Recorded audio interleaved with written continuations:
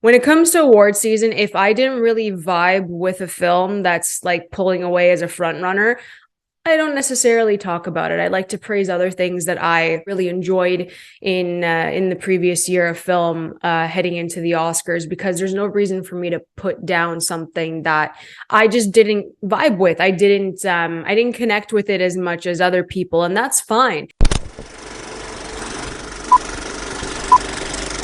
Hey everyone, welcome back to Canon Cinema. I'm Amanda, otherwise known as AMX NDA Reviews on Twitter, Instagram, and Letterboxd. Today I will be ranking the Best Picture nominees, since I have finally seen all of them, all 10 of them.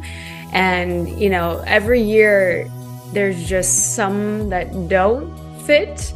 And I hate doing these rankings because the films are subjective. Some films may have, spoken to other people and other audiences. And sometimes it's hard for me to connect to certain films. And that goes with everybody because, again, film is subjective. So please do not take this ranking to heart. There are some movies that just speak to me more than others. And there are some films that really shouldn't have been nominated here for Best Picture that are nominated. And I don't know why, but I will talk about that. I do think that The Woman King is heavily missing from the Best Picture category, from Best Supporting Actress, Best Actress, director. I think there are a lot of categories that The Woman King should have been in. So I'm going to say that right off the bat, go watch The Woman King because it deserved a Best Picture nomination. So I love when there are 10 nominees because that just makes it more interesting. I think that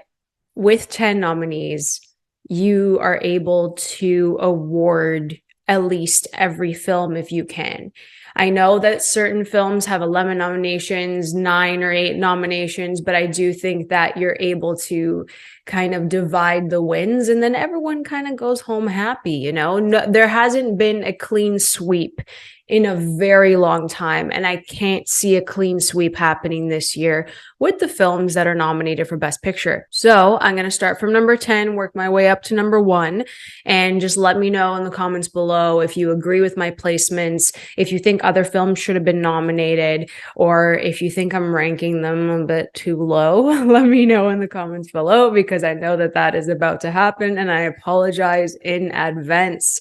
So coming in at number 10, I have Avatar: The Way of Water. I did not vibe with Avatar: The Way of Water. I think it looked beautiful, visually stunning. There are some great things that James Cameron does with the visuals in this film, with the high frame rate. He's trying something new. The CGI is absolutely spectacular in this, but it doesn't have a strong enough story to make it a well-rounded film. And that's why I personally don't think, I understand why Avatar: The Way of Water was nominated for Best Picture, but I don't understand why it's there as well, especially if it's a sequel. It's not that strong of a sequel. I understand the first one. Yeah, it's the first thing. It's the first type of story that we've seen like that. And it broke barriers. 100% it should have been nominated back then, but the sequel is a lot of the same. So it doesn't make sense to me for it to be nominated again for being like a 1.5 version of the first Avatar. I don't see that. It just didn't have strong enough characters for me to connect to them, unfortunately. And that's why Avatar: The Way of Water is in 10th spot. And I did give it a 2.5 out of 5 stars. Unfortunately, I am terribly sorry. Coming in at number 9, I'm scared to say this. I have Everything Everywhere All at Once by the Daniels. I'm getting so much slack already. I can feel it. When you can feel it.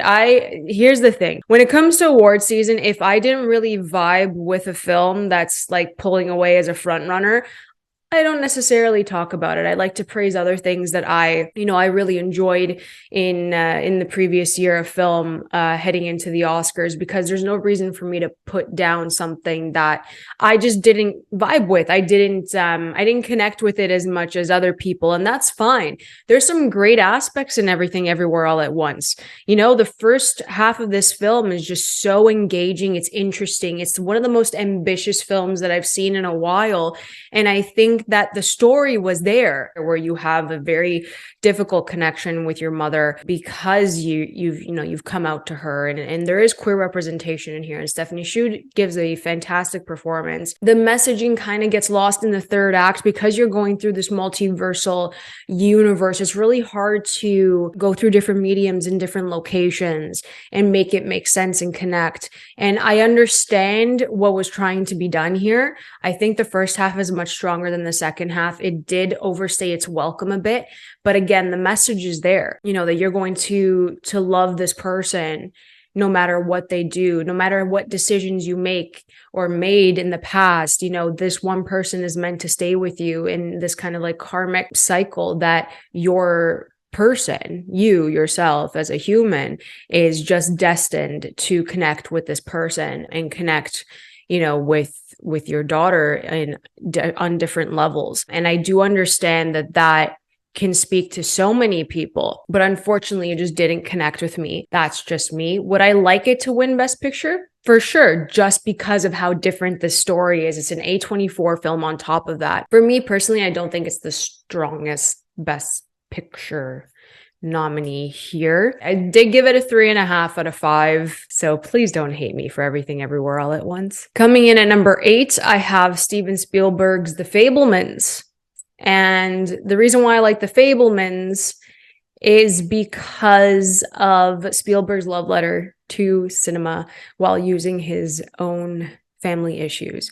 I think that there was a great balance between the two of them, and that you have different lenses to see things and to see life and to see, human connection and psychology. And I think that using his director's eye, Sammy Fabelman's director's eye, to really capture his mother and his family and who they actually are, who she is. There was so much like happiness in The Fabelmans, but there was also a level of sadness that you can only see through the eyes of Sammy Fabelman. And I think that they did a fantastic job with that. Again, I don't think this is well-rounded enough for a Best Picture win, just because I think they incorporated way too much. And the thing is that the story is about Sammy Fabelman, but there's way too much of Mitzi Fabelman, of his mother, of Michelle Williams in this, that overpowers Sammy's story and kind of takes me out of it a bit. It is one of my favorite Steven Spielberg films just because of what he did with it, and it's so personal to him. And I also gave The Fabelmans a 3.5 out of 5 because I liked it. Didn't really connect with it as much as I wanted to, but it's still a very good Spielberg film. Really is. The script is just something that needed to be tighter and cut down. Next, in 7th, I have Triangle of Sadness, directed by Ruben Östlund. I did not know what to expect with this.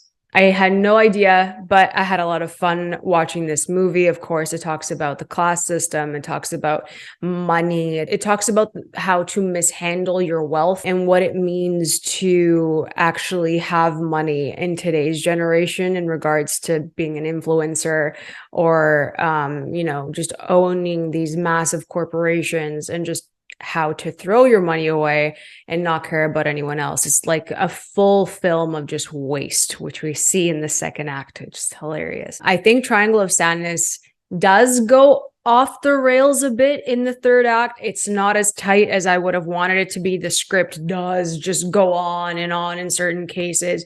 And you do feel it's like, here's part 1, part 2, part 3. And they do have the same theme throughout. And they show it in different ways, which really is interesting to watch. The cast is great. It's very funny. It's satirical. It's just calling out the mess today with the working class and just how people just treat others poorly. And that's what Triangle of Sadness shows you. And it's just funny. It's a good time. I gave it a 4 out of 5 because I really enjoyed it. But again, the way that it's structured is not well-rounded enough for a Best Picture win. Next, in number 6, I have Todd Field with Tar. This is the one that I don't understand why it's nominated for Best Picture. Unfortunately, I think that the performance of Cate Blanchett is absolute perfection. She's always fantastic. You can't ever say that Cate Blanchett has given a poor performance, but I just don't see why it's nominated for Best Picture. I think this was the big miss out of the 10 here, and it could have easily swapped out for the Woman King. No offense to people who love Tar. I thought it was good. You have the first two acts that really highlight who this character is. You have really interesting conversations with Lydia Tar. And if it wasn't for Cate Blanchett being Lydia Tar, this movie would have gone a completely different way. But the thing is that you had the more interesting subplot not come to fruition. Like, it wasn't explored, and I thought that that was a bit more interesting. You know, the relationship she had with her previous student, I think that was a bit more interesting than what we saw. I think that it came in a bit too late in the film for me to care that that's what it was happening, and it's a bit too like subtle, but it just didn't do enough for me heading into the third act. Like, I didn't care enough for it. And this one also overstayed its welcome. You could have tightened this up a bit as well. I gave it 4 out of 5. I really enjoyed Cate Blanchett's performance, but again, without her, it just doesn't do much for me. So if you guys agree from like 6 to 10, my placements, I'm so sorry. Oh my God. Let me know in the comments below if you agree with me, if you disagree. Just let me know in the comments below. I'm going to head into my top 5. You guys can also check the links below to help support the channel, as I really want to just continue growing this with you guys in my awesome community. I appreciate you guys always watching my videos and commenting and interacting. It's been a great year so far, and I love to grow with you guys, so you can check that in the comments below of ways to help the channel. So now I'm going to head into my top 5. I watched All Quiet on the Western Front yesterday, and I totally understand why this is nominated. It is another war film. I understand. It is another remake of a remake. So All Quiet on the Western Front actually won in 1930 for Best Picture. And it All Quiet on the Western Front that came out in 2022, it's a good film. It's very good. Beautiful, beautiful cinematography, absolutely stunning work. Holy Lord, the direction, every single technical aspect of this film is just stunning. It's absolutely gorgeous. It's brutal, it's graphic, it's violent, but it's also incredibly emotional, because you see a different side of, you know, of these men and their relationships while in the trenches, and how you get to know these characters. But more importantly, from the very beginning of All Quiet on the Western Front, you see that these men are so expendable with how they are like reusing the uniforms of those who were deceased. And from that moment, I was like, this is a completely, you know, different way to look at it. And it's not like they came out and said it. They're showing you. I think the images are the most important aspect of All Quiet on the Western Front. And of course, you have these beautiful emotional performances from these soldiers, and that's how you connect with them. Again, it is a war film. It's one of the better war films, and it's one of the better adaptations of All Quiet on the Western Front, I think. But it takes a good eye to show things through a different lens, and I think that that's what they did here. I gave All Quiet on the Western Front a 4 out of 5. Next, in 4th spot, I do have the Banshees of Inisherin, directed by Martin McDonagh. I love this movie. I loved it so much. I think that it is just so entertaining to watch. The script is fantastic. I think that Colin Farrell, Brendan Gleeson, Kerry Condon, and Barry Keoghan worked exceptionally well together. One of my favorite casts of 2022. They were so strong, and it's a heartbreaking film to watch. You know, you have these two best friends who just have a falling out because they know each other so well, and then they end up pushing each other's buttons without meaning to. And then that's how you stay connected to that person, because you know that they're always going to be there for them. But sometimes you outgrow your friends, and that's what the Banshees of Inisherin does show. It's a beautiful film, and it's very funny, but also bleak as hell. But I really enjoyed it, and I gave the Banshees of Inisherin a 4 out of 5. I really liked it. I think if it wins for anything, it's going to win screenplay, and I hope that happens. Next, in 3rd spot, I know this is going to be controversial as well, I have Baz Luhrmann's Elvis in 3rd spot. And when I watched it the first time in theaters, it did overstay its welcome, but then I watched it again and I enjoyed it 10 times more on my second viewing, and I appreciated Austin Butler so much more on the second viewing. The cinematography and the editing, just so strong with those transitions, and how gorgeous the production design was. There are so many aspects of Elvis that people don't really think about. And I do think that it is one of the most well-rounded films that we have nominated this year. And I think that Elvis should have been a very strong contender for Best Picture, but sadly, that's not what this looks like right now. Again, no slight to Everything Everywhere All at Once. It is a very ambitious film, and I understand why it's the front runner this year. I completely get it. I really liked Elvis, and I gave it a 4.5 out of 5. I thought it was an excellent film, and I'm happy when I do a second viewing and things change my mind. Unfortunately, that did not work out for the other films on my list. So in second spot, I have my favorite film of 2022, my favorite blockbuster, and it's Top Gun Maverick. I'm very happy it's nominated for Best Picture. If a certain other blockbuster can get nominated for Best Picture and it wasn't as thrilling as Top Gun Maverick to me, then yeah, Top Gun Maverick deserved to be there. It hit everything. It is also one of the films that had great pacing and didn't overstay its welcome. This is the true definition of a blockbuster. That's why it's in my second spot. I got emotional, connect with these characters right off the bat. You don't expect to, because it's a film that is like, a sequel of a film that shouldn't have had anybody emotionally wrecked when Goose dies, and now you're connected to his son, and this cast is wonderful. You have Glenn Powell and Miles Teller and Melissa Barbaro, and, you have amazing new people coming up. Even Danny Ramirez, like everyone did a fantastic job in this movie, and it felt like a family in flight school. And that's what we had. The visuals, Claudio Miranda, unfortunately, is not nominated for cinematography. I don't know how that happened, but visually gorgeous. The sound design, perfection. The editing in these action scenes, beautiful. The score on top of that by Lorne Balfe, like you're building that anticipation and tension in the sky. And I think that it is a very well-rounded film, and I absolutely love Top Gun Maverick. I really do. I'm sorry that it's in my second spot, guys, but it's just so damn good. It's hard not to have this in your top 5. So coming in at number 1, everyone is going to be shocked at this, but I do think that Women Talking is the best picture nominee here. Unfortunately, it has done absolutely nothing this awards season. If it wins anything, it's going to be adapted screenplay for Sarah Polley. It is just crazy to me that she's just going to win that. And this film has gotten no recognition outside of it. This is what an ensemble cast looks like. This is what working collectively looks like in Women Talking. The script is elevated by these phenomenal performances by Claire Foy, Jessie Buckley, and Rooney Mara, and Ben Whishaw, who's also in this.